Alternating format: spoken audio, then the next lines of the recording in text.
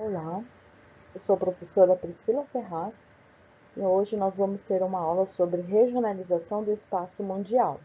Essa aula é para o terceiro ano do ensino médio do EJA.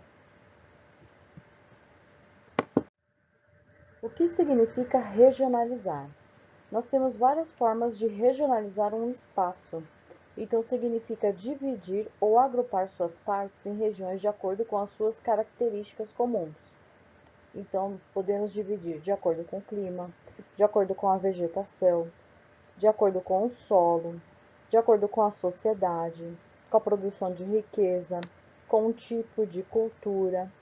Então, existem várias formas de agrupar uma região e dividir. Então, regionalizar é uma forma de agrupar um espaço em determinado local de acordo com as suas características pré-estabelecidas. Então, aí nós temos um espaço geográfico que pode ser dividido e classificado de diferentes modos e critérios. Então, pode ser também por países, de acordo com a sua natureza, pode ser também por conta da sua religião, pode ser por conta da sua forma, do seu formato de sociedade, a produção que ela produz. Então, pode existir também diferentes propostas de regionalização, pois quem agrupa ou reúne suas partes o faz de acordo com a finalidade específica. Aqui nós temos um planisfério, como o mundo está regionalizado. Neste planisfério aqui, ele está dividindo por continente. Então, nós temos aí os continentes, né, no caso, América, o continente americano, que está subdividido em América do Norte, América Central, América do Sul, África, Europa, Ásia, Oceania e Antártida. Existe também a questão que posso falar Euroásia, mas é um continente separado. Esta é uma forma de regionalizar de acordo com os continentes. Tem outras formas também. Limitações desta regionalização.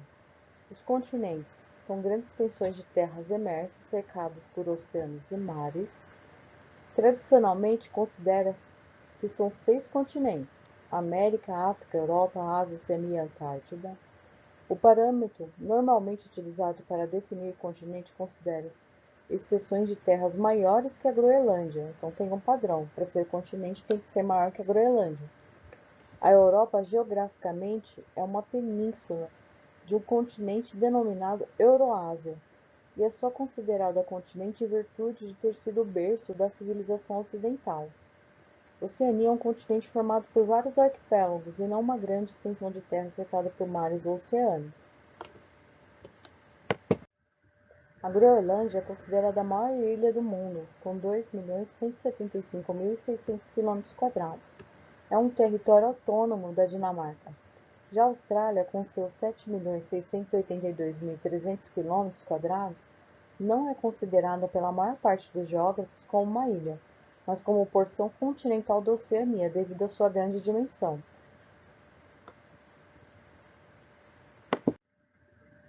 Aqui nós temos a divisão dos continentes, grandes porções de terras emersas, grandes massas continentais. Então, nós temos aí o continente americano, continente da Oceania, continente Antártica, continente Euro-Afroasiático, com a construção do Canal de Suez, separação da massa continental africana da massa euroasiática, continente americano, continente euroasiático, Euroásia, continente africano, continente Oceania e continente Antártico. Tradicional divisão do continente, critério histórico-cultural: continente americano, continente europeu, continente asiático, continente africano, continente Oceania e continente da Antártida. A regionalização do mundo após a Segunda Guerra Mundial.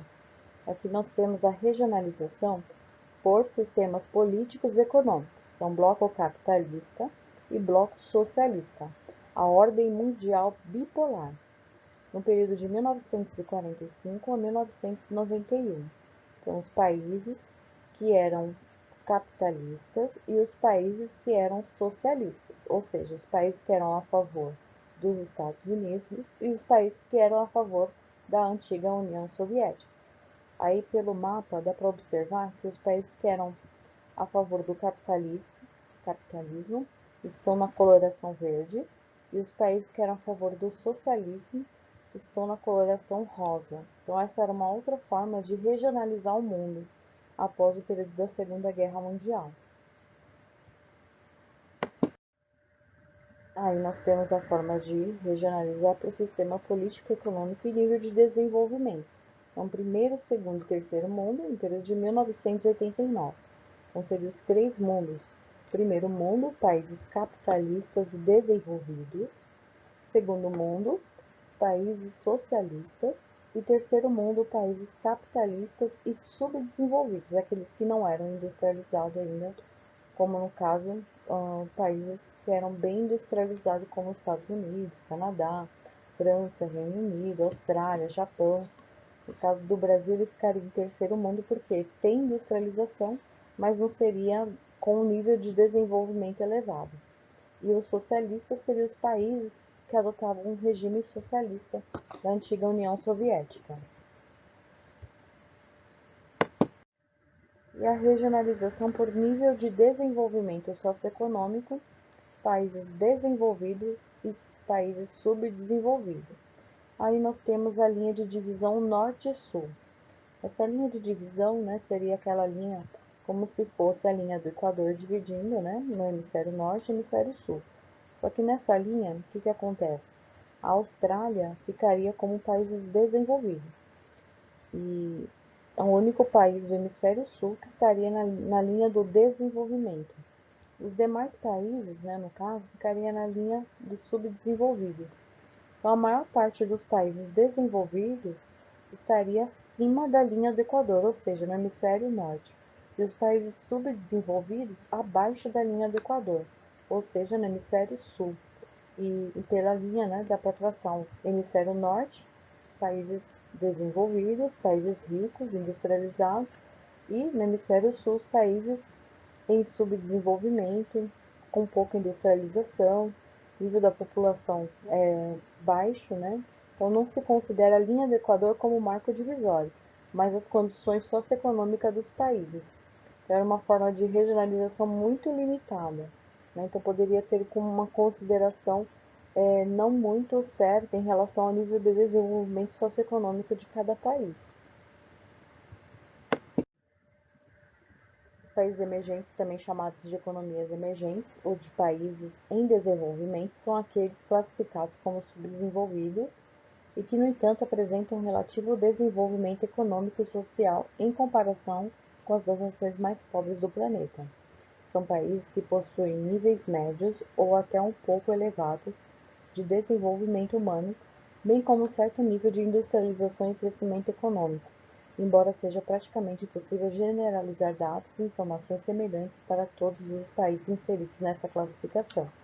Os países emergentes são aqueles que eram países socialistas, que deixaram de ser socialistas, e países que estão em nível de industrialização mais avançado. Então, neste contexto, executa-se os países que viveram períodos socialistas, ou mais precisamente de economia planificada, que seria a Rússia, a China, embora a abertura posterior de suas economias tenha permitido a ampla entrada também de empresas estrangeiras, que no caso seria a China, né? Essas empresas, via de regra, deve-se sempre associar a forma de instalar-se áreas denominadas zonas econômicas especiais, que seriam as EEEs. Já a Rússia, enquanto a União Soviética, priorizou uma industrialização focada nas indústrias de base, de bens e serviços, de capital, concentrando esforços também no desenvolvimento de siderúrgica, metalúrgica, indústrias químicas, têxteis, entre outras. Então, aqui nós temos alguns exemplos do continente de países que são bastante industrializados. Na América Latina, nós temos aí o Brasil, Argentina e o México. Na Ásia, nós temos os tigres asiáticos, Coreia do Sul, Taiwan, Hong Kong e Singapura. Os novos tigres asiáticos, né, que seria a Tailândia e a Indonésia, e também a Índia. E na África, a África do Sul. E para finalizar, um mapa das principais civilizações, segundo Huntington. Então, aqui nós temos as civilizações ocidental, ortodoxa, islâmica, budista, japonesa, que é uma outra forma de regionalizar o mundo segundo a religião dominante de cada área. E isso é uma matéria que também nós vamos ver um pouquinho mais à frente, que eu vou estar falando sobre essa forma de regionalização. Vou deixar a atividade para vocês no Classroom. Se vocês tiverem alguma dúvida, entre em contato, tanto para a matéria como também para as atividades. Desejo para vocês uma boa semana. Fiquem com Deus, se cuidem. E estou à disposição para qualquer dúvida que surgir. Um grande abraço para vocês.